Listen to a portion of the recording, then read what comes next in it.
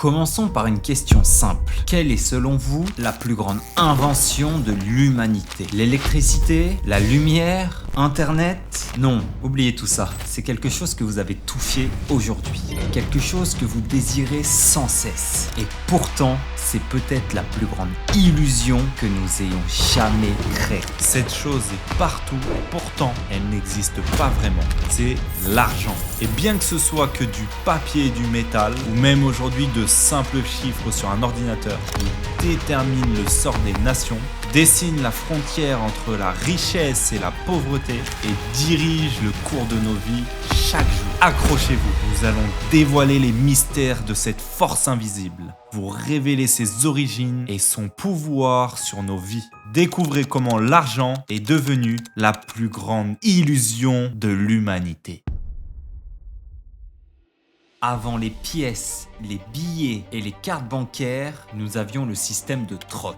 Vous aviez une vache et vous voulez des céréales, vous trouvez simplement quelqu'un avec des céréales mais qui a besoin d'une vache. Comme vous pouvez l'imaginer, le troc avait ses propres problèmes. Que faire si personne ne veut de votre vache? Ou si vous ne pouvez même pas diviser cette vache pour acheter des céréales aujourd'hui et des légumes demain? C'est là que l'argent entre en jeu. Mais pas sous la forme que nous connaissons aujourd'hui. Les premières civilisations ont utilisé des objets communs, comme le sel, les coquillages ou même les armes comme monnaie.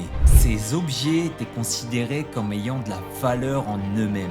Le sel, par exemple, était vital pour la conservation des aliments. Mais même ces objets monétaires n'étaient pas parfaits. Il fallait quelque chose de plus universel, quelque chose qui pourrait être accepté par tous, quelque chose qui, au fil du temps, allait devenir la pièce de monnaie.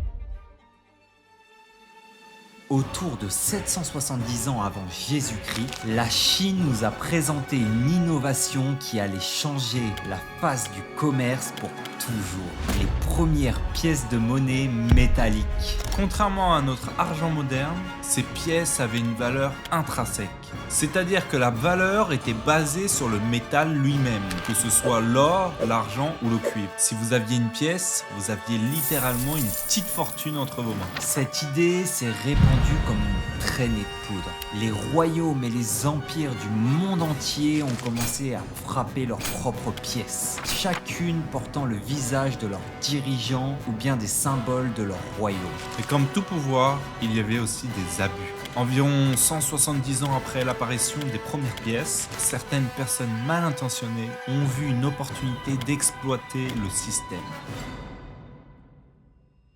Vers 600 avant Jésus-Christ, la vraie face cachée de l'argent commence à se montrer. Imaginez, vous êtes un roi et vous voulez plus d'argent sans avoir besoin d'extraire plus de métal précieux. Que faites-vous? Les dirigeants ont commencé à mélanger d'autres métaux avec l'or et l'argent, réduisant ainsi la véritable valeur des pièces tout en produisant plus. C'était l'un des premiers exemples de manipulation monétaire. L'illusion de la valeur de l'argent a commencé ici. Ce n'était plus le métal lui-même qui déterminait sa valeur, mais la confiance que les gens avaient dans le dirigeant qui l'émettait. Cette manipulation a créé une méfiance. Les gens ont commencé à réaliser que même si une pièce ressemblait à de l'or ou de l'argent ou du cuivre, elle ne contenait pas nécessairement la valeur qu'elle prétendait avoir. Et c'était là l'ironie. Bien que les pièces aient été créées pour standardiser et faciliter le commerce, leur manipulation a semé le doute et l'incertitude dans l'esprit des gens. Mais alors que les marchands voyageaient de plus en plus loin pour commercer, transportant des sacs énormes de pièces de monnaie devenait peu pratique. Il était temps pour une autre évolution de l'argent. Le monde s'agrandissait. Les routes commerciales s'étendaient sur des continents entiers. Transporter ces lourdes pièces d'un pays à l'autre? Pas très pratique. C'est ici qu'entre en scène le papier monnaie. Ces bouts de papier étaient en fait des promesses. Ils représentaient la valeur des métaux précieux détenus quelque part en sécurité. En gros, c'était comme dire « je te dois tant d'or ». Voici une preuve écrite. En fait, c'est en Chine, au cours des dynasties Tang et Song, que l'utilisation du papier-monnaie a véritablement pris son envol. Était plus léger, plus facile à transporter et pouvait être échangé contre de l'or et de l'argent. C'était une évolution majeure, mais avec elle est venu un nouveau défi. La confiance. Car après tout, ces billets n'avaient de valeur que si tout le monde pensait qu'ils pouvaient être échangés contre de l'or ou de l'argent. La valeur n'était plus dans ce que vous teniez en main, mais dans la promesse qu'ils représentent. Au fil du temps, cette confiance s'est développée. Les billets sont devenus plus courants et le besoin de toujours échanger les billets contre de l'or ou de l'argent est devenu bien moins nécessaire. Vient maintenant l'illusion moderne de l'argent. La valeur de l'argent est une chose étrange, n'est-ce pas? Aujourd'hui, nos billets n'ont plus aucune valeur intrinsèque. Ils ne sont pas faits d'or, d'argent ou de tout autre matériau précieux. Alors pourquoi valent-ils quelque chose? Aujourd'hui, l'argent est principalement basé sur la confiance. La confiance que si je donne un billet à quelqu'un, il pourra à son tour l'utiliser pour acheter quelque chose. Mais d'où vient cette confiance? C'est là que le gouvernement entre en jeu. Depuis le XXe siècle, la plupart des monnaies sont devenues des monnaies fiat. Cela signifie que la valeur n'est soutenue par aucun actif physique. Au lieu de cela, elle est basée sur la foi et la confiance dans l'économie du gouvernement qui l'émet. Et avec cette transition, un pouvoir énorme a été donné au gouvernement. Ils peuvent maintenant imprimer autant de billets qu'ils le veulent, mais comme avec tout pouvoir, il y a une grande responsabilité derrière. Et parfois, les conséquences d'une mauvaise gestion peuvent être dévastatrice. Vous vous souvenez peut-être de l'hyperinflation au Zimbabwe ou en Allemagne après la Première Guerre mondiale? Dans ce cas, trop de monnaies ont été imprimées, ce qui a rendu l'argent presque sans valeur. L'illusion était devenue trop visible et la confiance s'est effondrée. Nous savons que l'argent moderne est basé sur la confiance, mais cette confiance est fragile. L'impression excessive de monnaie peut avoir des conséquences graves. L'inflation, c'est le terme que les économistes utilisent pour définir la diminution de la valeur de l'argent. Imaginez travailler dur pour gagner de l'argent, puis constater que du jour au lendemain, il ne peut plus acheter autant qu'avant. Malheureusement, c'est une réalité à laquelle beaucoup sont confrontés. Lorsque les gouvernements impriment de l'argent à une vitesse supérieure à la croissance réelle de leur économie, l'inflation s'accélère. Prenons l'exemple de la pandémie 2020. Face à une crise économique mondiale, de nombreux gouvernements ont injecté des sommes colossales dans l'économie. C'était peut-être nécessaire pour soutenir l'économie à court terme, mais à long terme, cela pourrait avoir des conséquences graves sur la valeur de l'argent. L'histoire nous montre que l'inflation peut rapidement échapper à tout contrôle. Et lorsque cela se produit, ce sont souvent les citoyens ordinaires qui en payent le prix. Les entreprises peuvent augmenter leurs prix, mais est-ce que les salaires suivent-ils toujours? Non. L'illusion de l'argent peut alors se transformer en cauchemar économique. Dans ce monde d'illusions monétaires, comment fait-on pour ne pas perdre? Bien mes amis, il faut comprendre le jeu. Il ne s'agit pas seulement d'accumuler de l'argent, c'est plus complexe que ça. Il s'agit d'accumuler des actifs qui prennent de la valeur plus rapidement que l'inflation.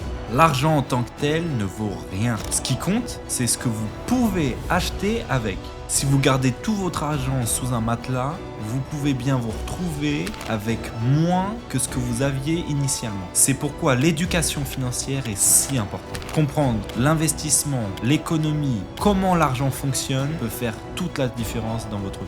On parle souvent d'investir dans l'immobilier, la bourse, même dans des entreprises, mais le meilleur investissement que vous puissiez faire est en vous-même. Oui, c'est bateau, mais c'est la réalité. Apprendre, comprendre, s'adapter. Et c'est exactement pourquoi nous sommes ici aujourd'hui. Pour démystifier cette illusion qu'est l'argent et pour vous aider à naviguer dans ce jeu financier complexe. Alors que nous dévoilons les mystères de l'argent, nous sommes également passionnés par la manière dont chacun d'entre nous peut véritablement prendre le contrôle de sa vie. Que ce soit en changeant notre état d'esprit, en commençant l'entrepreneuriat ou en découvrant des stratégies pour un physique et un mental plus fort, il y a tellement de leviers pour vivre une vie exceptionnelle. Pour vous aider dans ce parcours, nous avons rassemblé toutes nos stratégies et connaissances dans un e-book que nous offrons aujourd'hui. Les clés pour une vie extraordinaire. C'est un guide pour une reprogrammation mentale, physique et financière. Et le meilleur dans tout ça, nous vous l'offrons gratuitement. Le lien est juste en bas dans la description. C'est notre cadeau pour vous remercier de votre fidélité et votre curiosité. Et maintenant, préparez-vous. Nous allons aborder les questions les plus brûlantes et les plus urgentes sur l'avenir de l'argent. Vous ne devez certainement pas manquer cela. Alors, où va-t-on à partir d'ici? Quelle est la prochaine étape dans l'évolution de l'argent? Est-ce que les monnaies numériques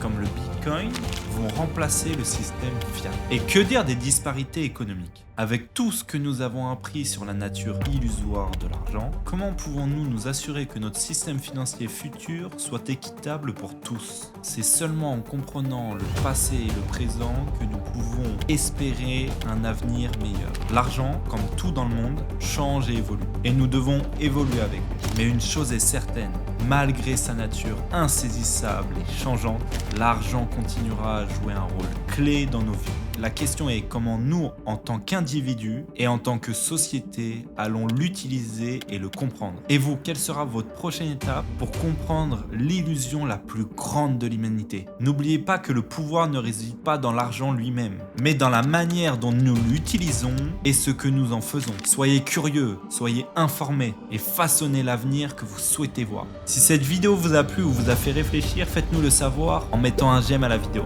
Également, nous aimerions entendre vos pensées et vos questions sur le sujet. Laissez-nous un commentaire et partagez avec nous votre vision de l'avenir de l'argent et ce que vous en retenez. N'oubliez pas, nous explorons régulièrement des sujets intéressants, passionnants et pertinents pour vous aider à mieux comprendre le monde qui vous entoure et de passer d'une vie ordinaire à une vie extraordinaire. Alors si vous ne voulez rien manquer, cliquez sur le bouton s'abonner juste en dessous et activez les notifications. Cela nous permettra de continuer l'aventure ensemble et de vous tenir informés à chaque nouvelle vidéo. Merci de faire partie de cette communauté. C'était Kenny et Robin. Ciao!